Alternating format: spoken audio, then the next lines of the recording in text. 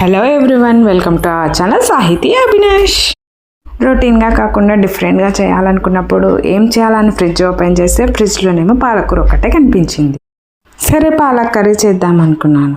Palak curry చేస్తే curry అలానే ఉంటుంది, అన్నం అలానే ఉంటుంది, మళ్ళీ దాన్ని ఏదో ఒకటి చేయాలి. పిల్లలు కూడా రోజు ఇదేనా మమ్మీ, నాకు ఏదైనా స్పెషల్గా చేయొచ్చు కదా అని అడుగుతున్నారు. ఉన్నది పాలకూర ఒకటి, ఏం చేయాలి అని ఆలోచించినప్పుడు పాలక్ రైస్ అయితే గుర్తొచ్చింది. సో ఈ పాలక్ రైస్ చేస్తే పిల్లలు పెద్దలు హ్యాపీగా తింటారు, వాళ్ళు హ్యాపీ, మనము హ్యాపీ. మరి ఈ పాలక్ రైస్ నా స్టైల్లో ఎలా చేస్తానో చూద్దామా? అంతేకాకుండా చాలా సింపుల్ అండ్ ఫాస్ట్గా కూడా అయిపోతుంది. అంతే కదా మనకు కూడా కావాల్సింది. ఫస్ట్ అయితే మనం పాలక్ని నీట్గా మట్టి లేకుండా అయితే క్లీన్ చేసుకోవాలి. క్లీన్ చేసుకున్న పాలక్ని మిక్సీలో వేసామంటే పేస్ట్లా రెడీ అవుతుంది. సో ఆ పేస్ట్ పక్కన పెట్టేసుకొని మనం మిగతా ప్రాసెస్ అనేది స్టార్ట్ చేసేద్దాం. దీనికోసం నేను ఆనియన్స్, పచ్చిమిర్చిని సన్నగా చాప్ చేసి పెట్టేసుకుంటాను. నేనైతే చాలా సన్నగా చాప్ చేసుకుంటానండి, ఎందుకంటే ఇక్కడ పిల్లలు కూడా తినాలి కాబట్టి ఇద్దరికి కలిపి చేస్తున్నాను నేను ఇది. మీరు ఎలా చాప్ చేసుకుంటారు అనేది మీ ఇష్టం. తర్వాత కరివేపాకు, కొత్తిమీర నీట్గా వాష్ చేసుకొని పెట్టేసుకున్నాను. ఇలా చేస్తే కాస్త ఫాస్ట్గా అయిపోతుంది, మనకు కూడా ఏం వేసాము ఏం వేయలేదు అన్న టెన్షన్ అయితే ఉండదు. ఆ తర్వాత నేను కొన్ని మిరియాలు తీసుకొని దంచుకున్నాను అనమాట. ఇది ఏం చేస్తామన్నది చూడండి. ఇలా మెయిన్ ఇంగ్రీడియంట్స్ అన్నీ ఒక దగ్గర పెట్టుకొని మనం వంట స్టార్ట్ చేస్తే మనకు కూడా చాలా ఈజీ అయిపోతుంది. ఇక్కడైతే అన్నం కుక్ చేసి పెట్టేసుకున్నాను. సో ఇంగ్రీడియంట్స్ రెడీ, అన్నం రెడీ. సో ప్రాసెస్ అనేది ఇప్పుడు స్టార్ట్ అవుతుంది. ఈ వేడి అన్నాన్ని ఒక వెడల్పాటి గిన్నెలోకి తీసుకొని బాగా పొడిలా చేసి చల్లార్చుకోవాలి.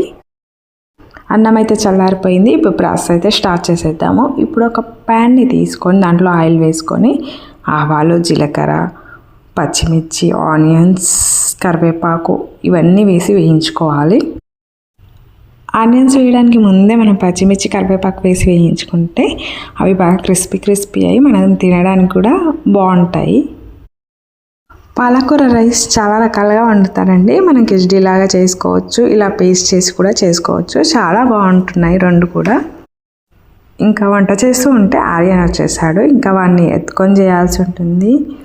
చిన్నపిల్లలు ఉన్నప్పుడు తప్పదు, కానీ కొంచెం కిచెన్లో వాడిని అవాయిడ్ చేస్తేనే బెటర్ అనిపిస్తుంది, బట్ తప్పట్లేదు.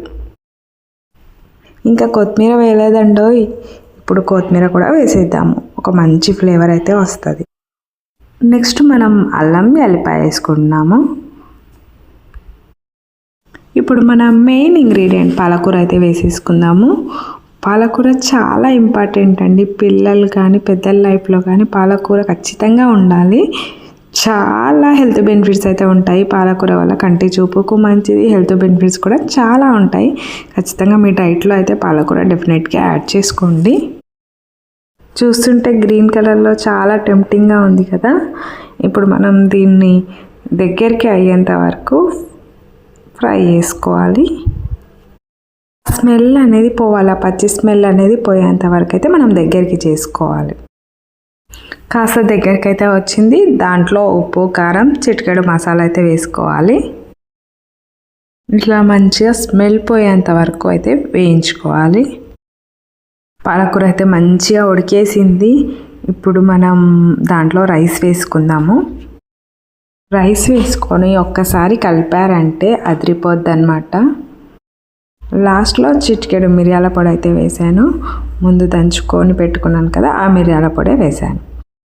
వింటర్లో కొంచెం గొంతు సాఫ్ట్గా ఉండడానికని ఈ మిరియాల పొడి యూజ్ చేస్తూ ఉంటాను. ఇదైతే నెసరీ కాదు, మీకు ఇష్టమైతే వేసుకోండి, లేకుంటే స్కిప్ చేసేయండి. ఇలా అన్నాన్ని ఒకసారి బాగా మిక్స్ చేసుకుంటే యమ్మీ పాలక్ రైస్ అయితే రెడీ అయిపోయింది. మీరు కూడా మీ ఇంట్లో ట్రై చేసి టేస్ట్ ఎలా ఉందో చెప్పండి.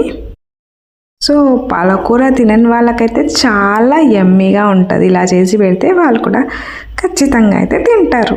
ఈ వీడియో కనుక మనకు నచ్చినట్లయితే లైక్, షేర్ అండ్ సబ్స్క్రైబ్.